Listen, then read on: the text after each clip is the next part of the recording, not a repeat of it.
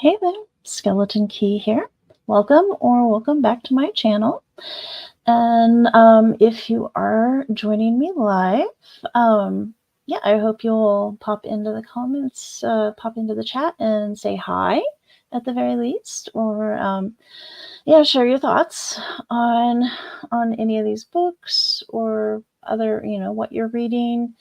And also, if you are joining on the replay, watching on the replay, go ahead and comment and again share your thoughts, and we can chat in the comments. And let's see. Yeah. So I said something. I think I said, "Oh yeah, I have 7 books." No, I have 11. I don't know where I got the 7. But yeah, I have 11 books that I finished last week. So yeah. Um, I guess I should get right into that. And so, yeah, so I guess this is like part 1, and maybe this weekend I'll manage a part 2 with, kind of looking ahead to April and stuff like that. And oh, and I said I'm doing 5 readathons in April. No, I'm doing 6. I forgot about is it Tomes and Treasures? So yeah, I'm also doing that. So I need to add that to the description. And yeah, so yeah, I need to amend the description, and hopefully I'll get some links and stuff in there. But yeah, this month is kicking my ass. I'm just, yeah, it's a lot. And I'm like, oh, it's already April 3rd. It's like, how did it get to be April 3rd? But it's only April 3rd, and I'm already like, oh.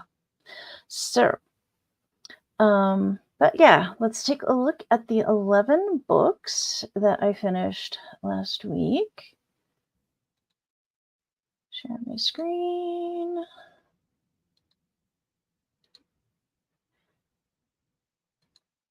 So this is a little different. Let's try that. Yeah. So I am sharing my challenge page, my 2024 Goodreads reading challenge page, because this shows all 11 of them right here. Let's see. We'll start with Cassandra in Reverse. And this was recommended to me by my friend Caitlin. And this was like, 12 books recommended by 12 friends. And is it gonna show it? There we go. All right. So this, I listened to the audiobook. I did like the narrator, Kristen Atherton. I think she did a good job with it. And so this is the one that I was reading along with Everyone in This Room Will Someday Be Dead, and which is about a woman with anxiety and depression and all sorts of things, and maybe autism, I don't know. But this is, even though it was kind of difficult to keep them straight, they aren't very similar in plot, because this one actually has time travel. The other one did not. But and it's not a spoiler that this has time travel. That's the whole point of the book, is that Cassandra, our protagonist, is but it's another one where neurodivergent woman, life goes to shit, and here's how she deals with it. So Cassandra figures out that she can time travel. First she's just going back a little bit, and she doesn't even realize she's doing it at first. She's like, wait, what? Why am I wearing the wrong color jumpsuit? I don't understand. And yeah, and then so for a little while there, it's very Groundhog Day as she tries to like fix things.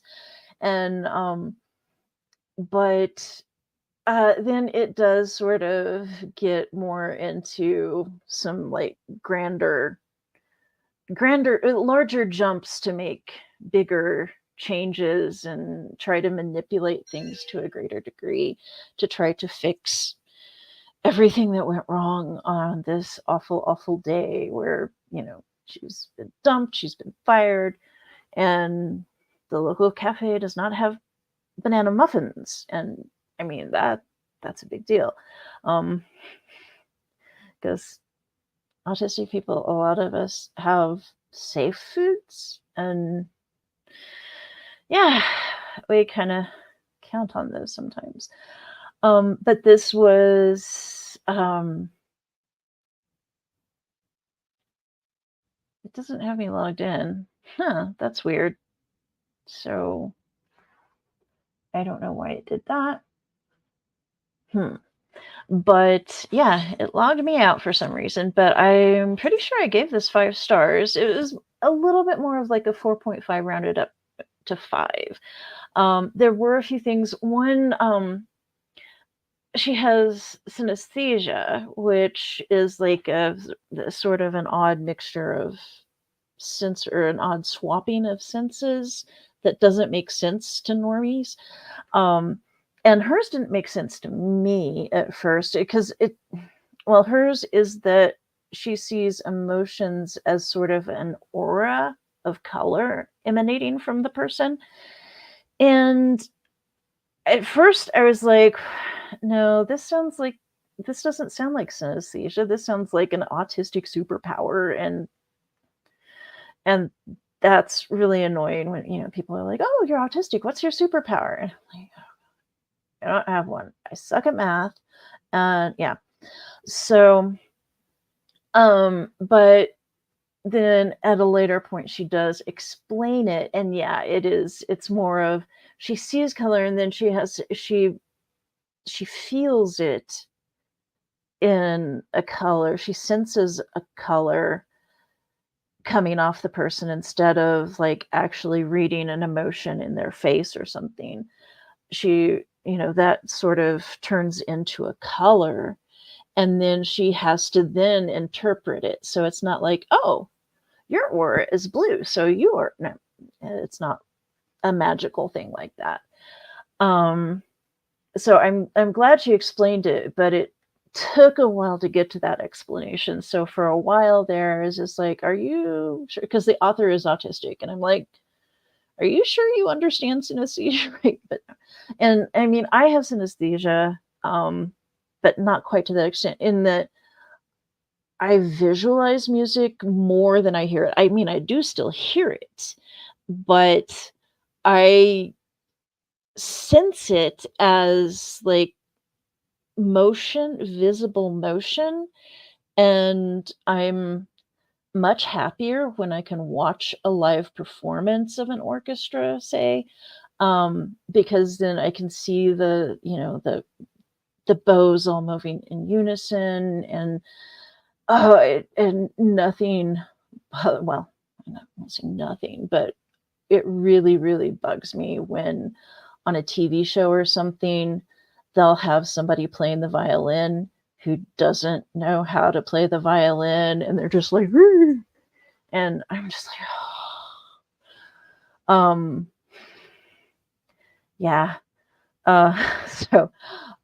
So like major props to, for Wednesday. I'm blanking on the actress's name, but she learned how to play the cello, and yeah, it's dubbed by a professional. Well, and it's professional cellists have come out and said, no, that piece cannot be played like that. They had to piece together recordings of, yeah, professionals, and yeah, but the fact that Jenna Ortega, the fact that she could actually, I could watch her fingers on the fingerboard and her bowing movements, and it's like, yeah, I mean, I can tell it's dubbed and it's not actually her playing, but it's pretty close, and it's like, yay, thank you for making that effort, so my brain doesn't just try to explode. And but yeah, so so synesthesia does not just mean one single thing, and also, autistic traits are different, from autistic person to autistic person. And I think that comes out a lot in this because she's not the only autistic, or at least autistic coded character. I mean, some of the other characters, we don't actually get to know them well enough for them to say, "Oh, hi, I'm autistic," but they're clearly autistic coded. But it's I've seen a lot of criticism about this book, and it doesn't have a really good rating, 3.56. That's not great. That's usually the kind of rating I look at, and I'm like, "Mm." And then I start reading the reviews to say, okay, who didn't like what? and, um, and a lot of it was, I think, um, neurotypical people who didn't have the patience to see Cassandra through her journey. And it is a journey, um and there are a lot of Greek references too. So if you aren't interested if you don't care about the classics and Greek mythology and all that stuff, then yeah, there's a lot of stuff that's going to be lost on you, or that will annoy you. And but yeah, it is sort of an odyssey that she goes on.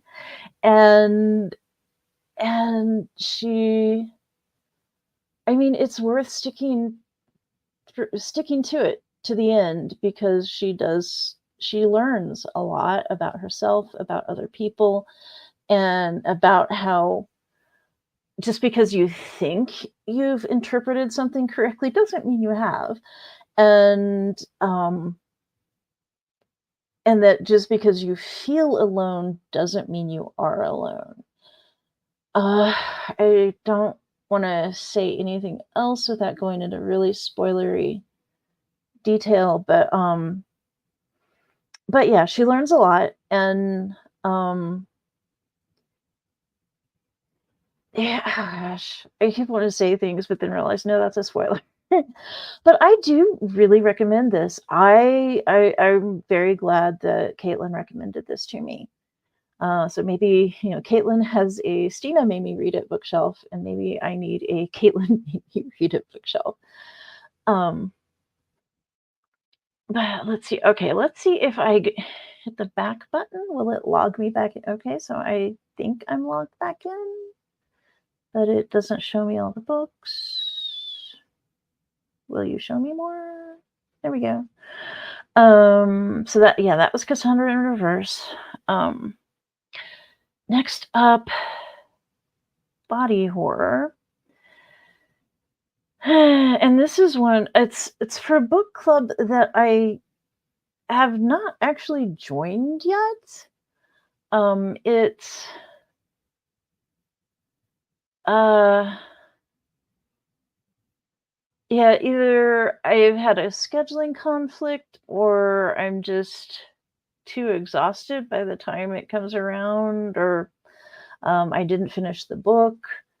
Uh, but anyway, for whatever reason, I still haven't actually attended this book club, but I read the book for it, and this is Body Horror: Capitalism, Fear, Misogyny, and Jokes, and it's sort of an essay collection. I really didn't know how to rate this. I ended up giving it 2 stars. Um, it's Parts of it were really interesting, and I was like, "Yes, why doesn't anyone else figure this out?" And it really spoke to me, but other parts of it, I was just like, "Wow, that's some really specious reasoning there." And then and she did say at the outset, and it becomes clear why, but it is sort of a jumbled mess, and she does prepare you for that to some extent, but at the same time, it doesn't really quite prepare you for it being a really jumbled mess. And So I'd probably say I was closer to a 3 than a 2, except I hate the cover. I'm sorry, that cover is just hideous, and I don't, even having read the book, I don't know what the cover is trying to convey. And I mean, I hate to judge a book by its cover, but yeah, I'm judging the book by its cover. So, yeah, I don't know what to tell you as far as a recommendation. If it sounds interesting, give it a go. You can always put it down. Maybe don't spend money on it. Maybe get it from a library or something. But yeah, I'm not upset that I read it, because it did have a lot of interesting stuff, whether or not I agreed with, and there are parts of it I'm just like, no, I think you're way off base." So yeah, it was a really mixed bag. Okay, now let's see, does it go back? Yeah, it's still that, but let's just move on to Witchy Whiskers by Danielle Garrett. This was an Audible freebie. And it's really taking its time. Come on. Yeah. And this I read for the March Mystery Madness readathon. And it counted both for 9 lives for Cat on the Cover and 9. I can't remember what the prompt was, but just having the word 9 on the cover. So it's 9 Lives Magic series. Witchy Whiskers, it's the first. And this is the familiar Celine. Okay. So this is just sort of a fluff read. It's a cozy mystery. And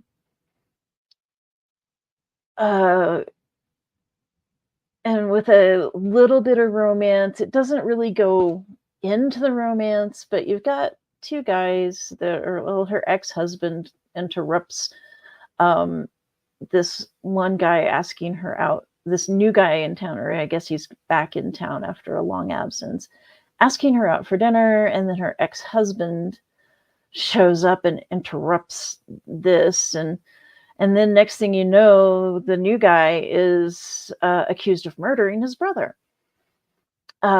with a candlestick that she had just sold him. She runs a candle shop, a magical candle shop, and it's this magical village, and she has a familiar named Celine. This is her familiar Celine that she inherited from her aunt Lavender, who's out of town. And so she's taking care of Celine, and Celine is a talking cat, and it's not just talking to what is our protagonist's name? I forget. It's like, told from first person. So her name doesn't get mentioned a lot, and I've totally blanked on her name. But yeah, so Celine is very sarcastic. A lot of these little fluff freebies, this was an Audible freebie. I get a lot of freebies on BookBub that are, Kindle Unlimited books. And, you hear people talk about KU trash. It's like, well, they're not talking about Kansas University. Well, they might be talking about Kansas University. I hope not, because that's where my specialist is. But Kindle Unlimited, and I mean, a lot of the stuff on Kindle Unlimited is of pretty questionable quality. This was really well done. It wasn't perfect by any means, but one thing that I really appreciated was our protagonist did not have like this, this bit where it seems like a lot of authors, when they're writing cozies or whatever, they're like, okay, to make this plot work, my protagonist has to be like unbelievably stupid for like an hour. But this didn't have any of that. Throughout the book, whether it was, making decisions about, what to look for or whom to approach, and, like planning out how to address certain situations, or, what to do with these two guys. One might be a murderer and her ex-husband is, just kind of getting in the way, but, does she want to make up with him? She seems to make pretty solid decisions throughout. So, and I can't say anything else without being super spoilery. I will say I really kind of appreciated how the magical system was kind of explained in spots. It kind of went deeper into like how her candles work and things like that.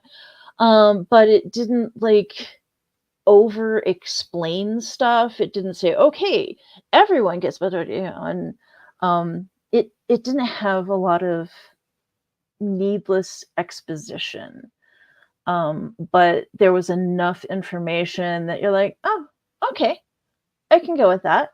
And it seemed to stay pretty consistent. Because a lot of times it's like, ooh, with this kind of book, the author paints themselves into a corner. It's like, ooh, let's see, I can make up a magical thing to get my protagonist out of this. But it seemed really well thought out, I thought. So, not great literature or anything, but I do plan to read more in this series. Oh, I should warn you, it does have. I mean, there's this murder mystery which is solved. It's self-contained in this book, but there is an overarching story arc that ends on a cliffhanger at the end of this book.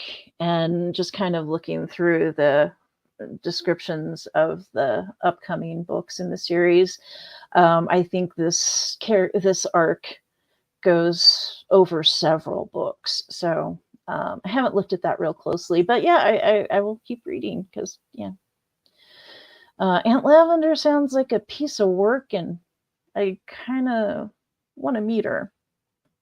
So we'll see, because at the end of this book, you still don't know what happened to Aunt Lavender. But just saying. And okay, so that's Witchy Whiskers. I Lived on Butterfly Hill by Marjorie Agosin. And this was set in Chile. I was thinking Argentina. Oh, there we go. Because of the disappeared, but yeah, South America. There are problems all throughout South America at various times. So this, for the most part, I really, really like this. It's about Celeste Marconi is our protagonist. She's 11 at the start of the book, and she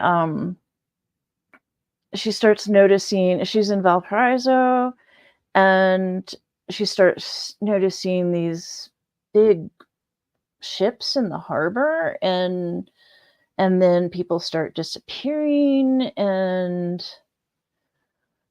so, okay, so this is where I had kind of a problem with the book.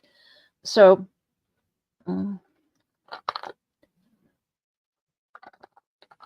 it's, and here it is, steeped in the history of Pinochet's catastrophic takeover of Chile and based on many true events.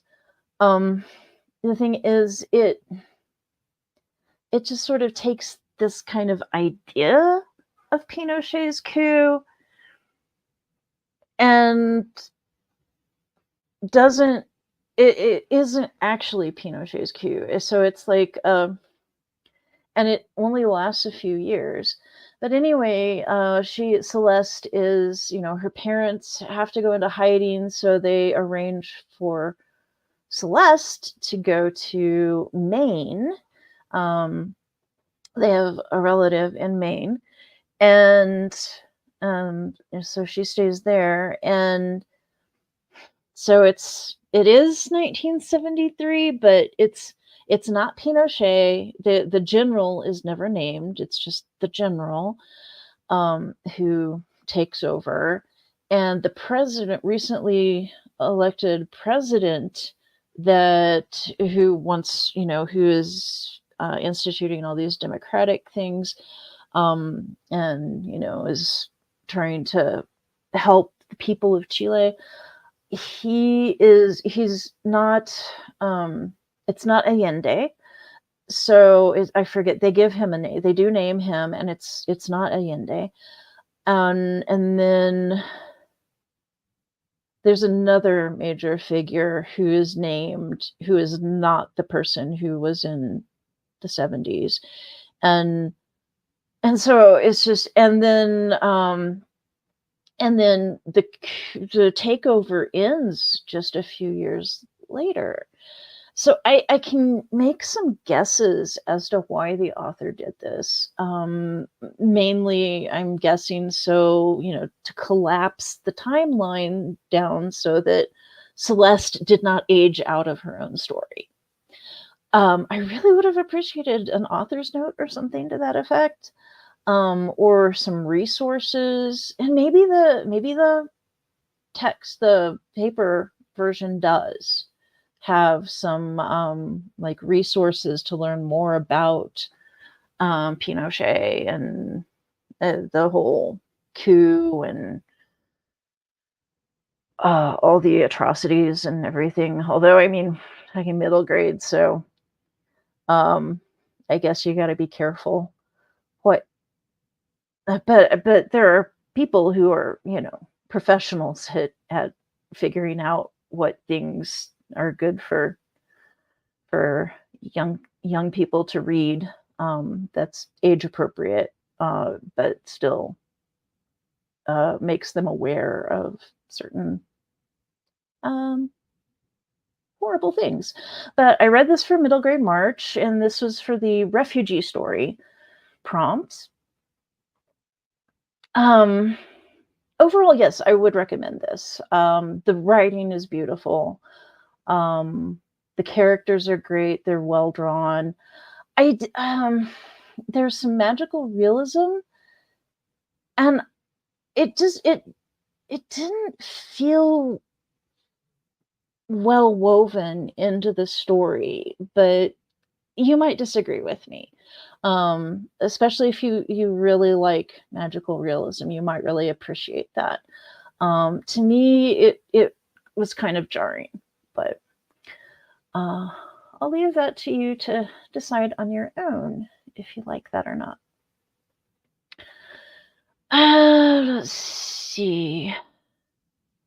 Let's skip over the Christies for now. Yeah, these are all out of order. That's one thing I don't like about Goodreads, is that it just puts everything all out of order. But yeah, we'll come back to the Christies, and we'll talk about Cursed Bunny. And this is a collection of short stories.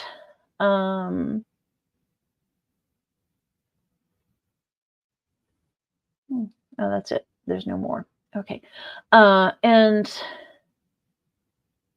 yeah, genre-defying collection of short stories by Korean author Bora Chung. Some of these I really, really liked. I would say there's one that I really, really liked. And I don't remember the titles of any of them. But yeah, there was one I really, really liked. There were a few that really just were just a little bit too much for me. And yeah, and then there were a bunch that I'd say the vast majority of them I was just confused, lost and confused, and I just had no idea. And I still haven't decided what to rate this because I think it's safe to say that I didn't like most of the stories, but whose fault is that? I don't know. Um, it's the elements of the fantastic and surreal to address the very real horrors and cruelties of patriarchy and capitalism in modern society. And yes, I can get behind that, but at the same time, I think, and I guess this is on me, that I think there were just a lot of cultural references that I just missed. I didn't understand. And yeah, whose fault is that? That's my fault, I guess. Um, I don't know. Yeah, I don't know what to rate this. Uh, but yeah, blurring the lines between magical realism, horror, and science fiction. I'd say that's pretty accurate. Um, yeah, I think the prose was skillful. I think this just really wasn't my kind of book. And yeah, I'm not sorry I read it, but yeah. Let's see, we'll skip over that for now.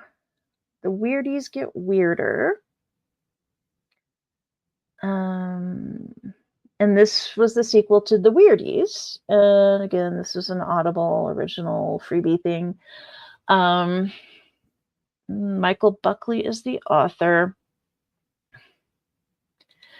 So, again, this is kind of like the Lemony Snicket, the Baudelaire triplet or Baudelaire children, and all that. It's that same vein of humor, very dark humor, but uh, it's wackier. And one thing I absolutely loved about this book, I don't think this one was as good as the first book in a lot of ways, but one thing that I thought was just absolutely brilliant was having Kate Winslet narrate an argument about two people arguing about, who have their boat, their ship has sunk, and they're arguing about whether both of them can fit on a door. I thought that was just absolutely brilliant. Um, it's sort of like that one scene out of um, The Martian. Yeah, that was. I love it when they do things like that. And I don't know if this was written specifically for Kate Winslet to narrate, but yeah, I really appreciated that. It did kind of lose some energy. Um, the it the as far as I can tell, there are only two Weirdies stories out. But this feels so much like, and it ends so abruptly that it has to be the middle book of a trilogy. So, and maybe it'll go on beyond that, but and I guess there have been several years between the first and the second Weirdies story. Um, so I guess I have to wait a little bit longer for the sequel, the end of the trilogy. Um, but yeah, it does very much feel like the middle book of a trilogy. So you may decide that you don't want to start any of these until the third one is out, because this one does end very abruptly, and it's very much the Empire Strikes Back kind of thing. So yeah, it's not a fun place to stop in the middle of the story. Let's see, and we'll come back to Dylan, and let's go to A Patchwork of Clues which was also for the March Mystery Madness Challenge. And excuse me. Yeah, it's a good thing I'm not going much beyond this. Okay, so a patchwork of clues. So set in Kansas, basically a suburb of Kansas City, Kansas. Yeah, charming village of Crestwood, Kansas. So sort of suburban, but kind of out there enough, but not like Lindsborg, which is way out there. But I gather it has sort of a Lindsborg vibe to it, more as opposed to, that, bland suburbia. It is like a little town. I've never been, I think the author lived in Prairie Village, Kansas for a while, and maybe I've never been there, but maybe it was based off of that. But it's again, this is a quilting oriented cozy, and so I think the 9 squares prompt for the March Mystery Madness. So it does have a quilt on the cover, and there's a cat on the cover too. So I did double duty on that prompt. So there's this row of shops on Elderberry Road in this little village, and the owner of one of the stores, the shops, is found dead inside the quilt shop, just inside the quilt shop. So that's it. Again, it's a cozy mystery. It's not meant to be great literature or anything, but the writing was good. I really liked the writing. Yeah, I'll probably read more in this series. And yeah, I think it did capture that small town vibe, Midwestern small town vibe pretty well. And it's probably nothing special really, but it's a very enjoyable read. And let's see. Okay, so let me see if I can just change this a little bit. That might help. Okay. So going back to, all right, let's go back to the Christies. So I read these for, let's see. So there's Lord Edgware Dies, aka 13 at Dinner, and Why Didn't They Ask Evans, aka The Boomerang Clip. So I actually have hard paperback copies, old Dell paperbacks of both of these.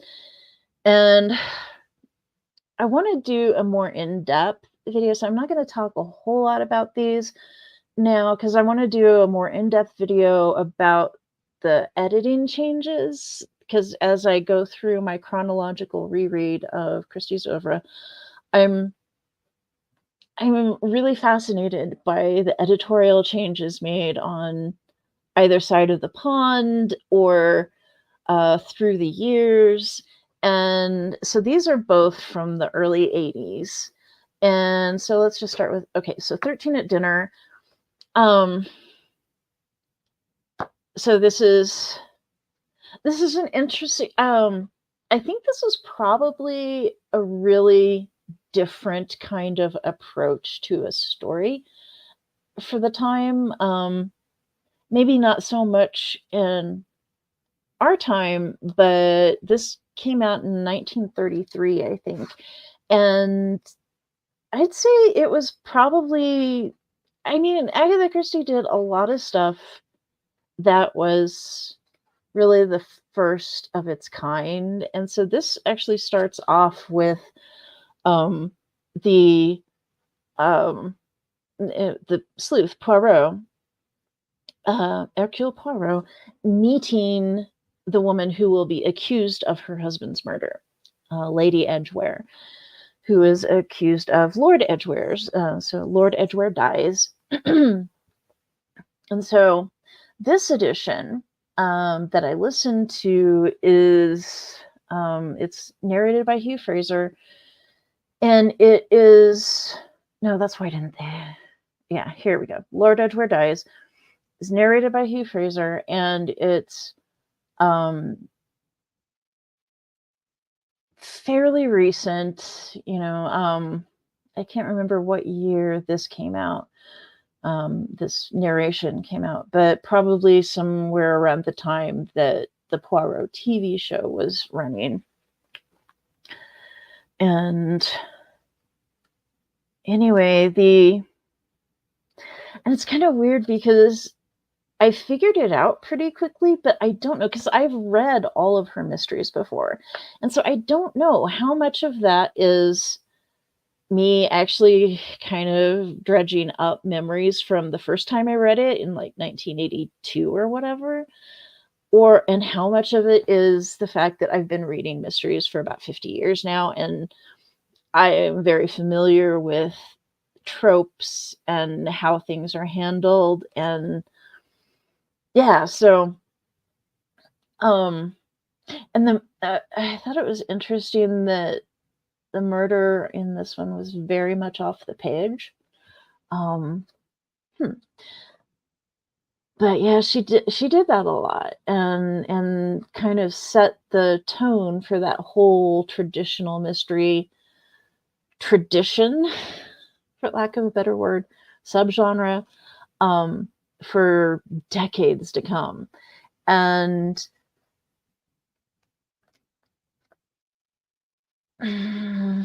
I'm trying not to be spoilery, but okay, I'll talk a little bit about some of the, because I kind of stopped because I was listening and reading along in this, and this is the copy that is literally falling apart.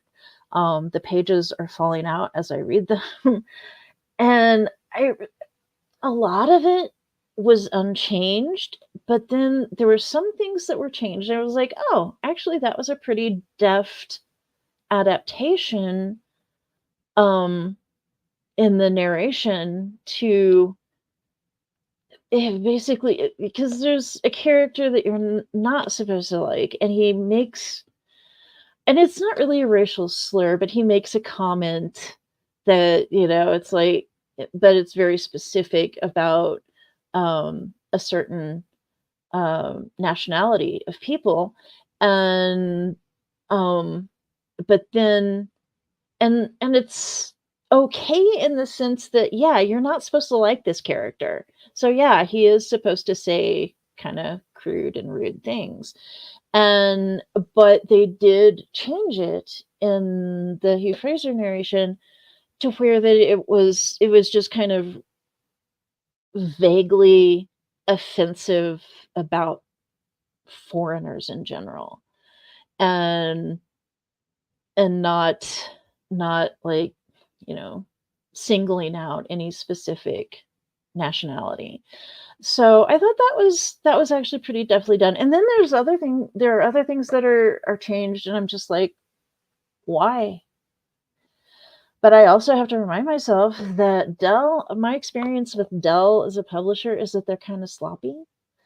So maybe Dell screwed up.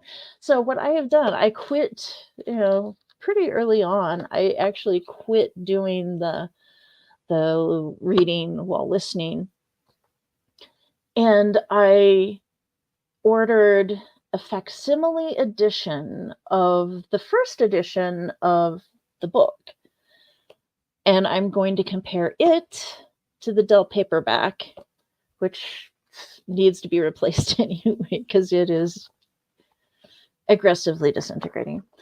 And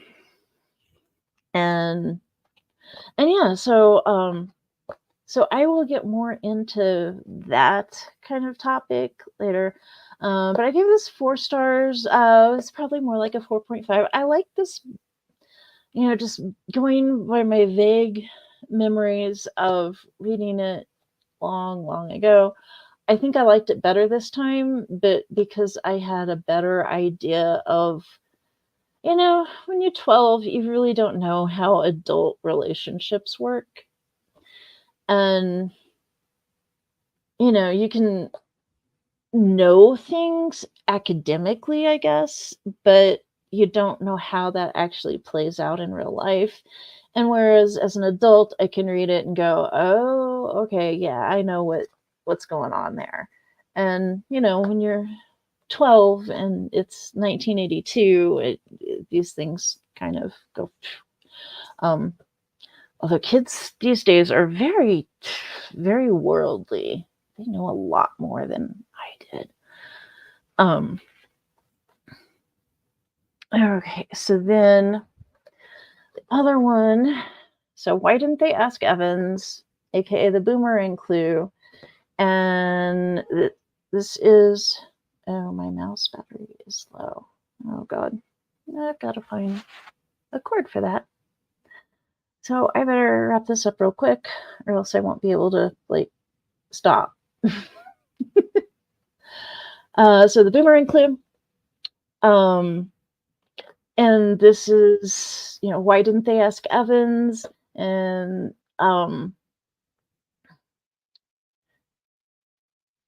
it's one of her classics.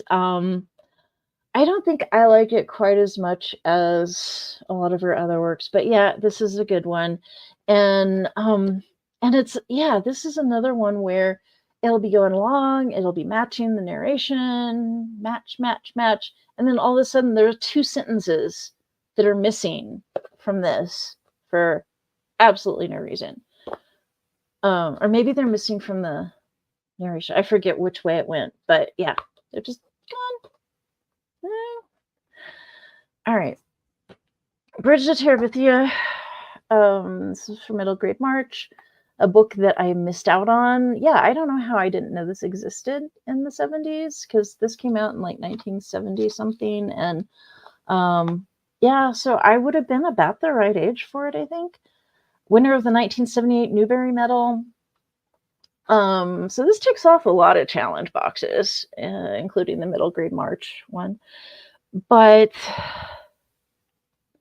I didn't love it. I think part of it is that,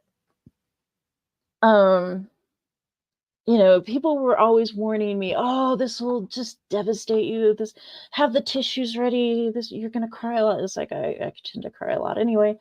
But I don't read books to be emotionally wrecked. That's not why I read books. It's not my thing. I read books to, solve a mystery. Or learn something specific. And the other problem is that the blurb gives away the whole freaking story. There's no tension building up like it was. And, I read this and I'm like, oh, sounds like My Girl. And yeah, My Girl was much later. And I'm like, oh, My Girl kind of ripped this off. So I don't know if that's that, or if it was just kind of a coincidence, or if this is just kind of the kind of storyline that people just gravitate to. I don't know, when they want to be emotionally wrecked. But anyway, yeah, I liked it. Didn't love it. It's the writing's great. It's fine. I had problems again with the whole timeline. There were problems with the timeline that I couldn't figure out. It's like, is the Vietnam War over or not? April 22nd was a Monday. It's very clearly stated April 22nd was a Monday. But that would have been in 1974, and the Vietnam War was not over yet. Why did you say the Vietnam War was over? And yeah. So my intercontinuity editor is just like, what? So that bothered me. But it probably does not bother most people. How many of you actually care that April 22nd was a Monday in 1974? Probably not very many. And okay, so Yeah, I was going to talk very specifically about, which things I did finish, but in each of these 3 readathons, but I don't have the juice in my mouse to do that tonight. And then, so let's just wrap this up with the March highlights and lowlights. Highlight, Baking Yesteryear by Beadle and Hollis. This was just delightful, absolutely delightful. And yeah, I need more bookmarks because there's so much stuff in here. I mean, I'm not really a baker, and it's like it's just the 2 of us, and most baking things Brian can't eat. So, but I love this man, and his humor comes through beautifully in this, and so many of these recipes look so good. And I do have to pick one of either the 70s or 80s, maybe the Velveeta fudge from the 80s. I don't know, but I got to pick one for Old School April. And yeah, I was going to kind of talk about upcoming readathons just a little bit, but I better not do that. So this is my highlight. I would say my other highlight from March was Cassandra, the Cassandra in Reverse. That was another one. I got a lot of really good, like 4 to 5 star reads in. So March wasn't too bad for that. Let's put you over there so you don't like knock things over. And we'll just put everything over there. Okay, so lowlights.